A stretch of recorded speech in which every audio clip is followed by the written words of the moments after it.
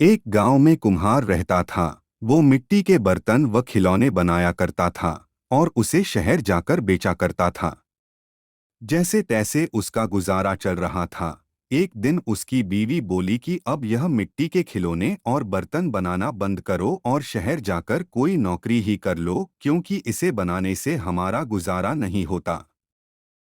काम करोगे तो महीने के अंत में कुछ धन तो आएगा। कुम्हार को भी अब ऐसा ही लगने लगा था, पर उसको मिट्टी के खिलौने बनाने का बहुत शौक था, लेकिन हालात से मजबूर था और वो शहर जाकर नौकरी करने लगा। नौकरी करता जरूर था, पर उसका मन अब भी अपने चाक और मिट्टी के खिलौनों में ही रहता था।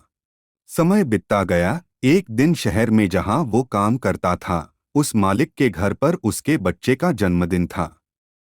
सब महंगे महंगे तोहफे लेकर आए।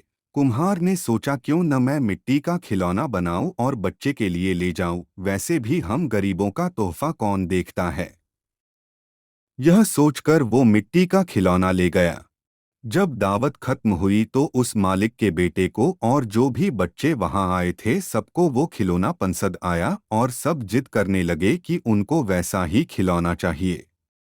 सब एक दूसरे से पूछने लगे कि यह शानदार तोहफा लाया कौन। तब किसी ने कहा कि यह तोहफा आपका नौकर लेकर आया। सब हैरान, पर बच्चों के जिद के लिए मालिक ने उस कुम्हार को बुलाया और पूछा कि तुम ये खिलौना कहाँ से लेकर आए हो, इतना महंगा तोहफा तुम कैसे लाए।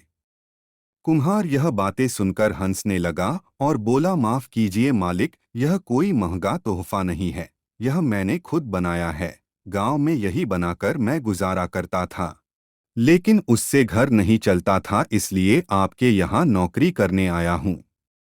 मालिक सुनकर हैरान हो गया और बोला कि तुम क्या अभी यह खिलौने और बना सकते हो, बाकी बच्चों के लिए। कुम्हार खुश होकर बोला, हाँ मालिक, और उसने सभी के लिए शानदार रंग बिरंगे खिलौने बनाकर दिए। यह देख मालिक ने सोचा क्यों ना मैं इन खिलौने का ही व्यापार करूं और शहर में बेचूं। यह सोचकर उसने कुम्हार को खिलौने बनाने के काम पर ही लगा दिया और बदले में हर महीने अच्छी तनख्वाह और रहने का घर भी दिया। यह सब पाकर कुम्हार और उसका परिवार भी बहुत खुश हो गया और कुम्हार को उसके पसंद का काम भी मिल गया। इस कहानी का मूल अर्थ यह है कि हुनर हो तो इंसान कभी भी किसी भी परिस्थिति में उस हुनर से अपना जीवन सुख से जी सकता है और जग में नाम करता है। ऐसे ही मज़ेदार कहानियों के लिए हमारे YouTube चैनल को सब्सक्राइब करना ना भूले।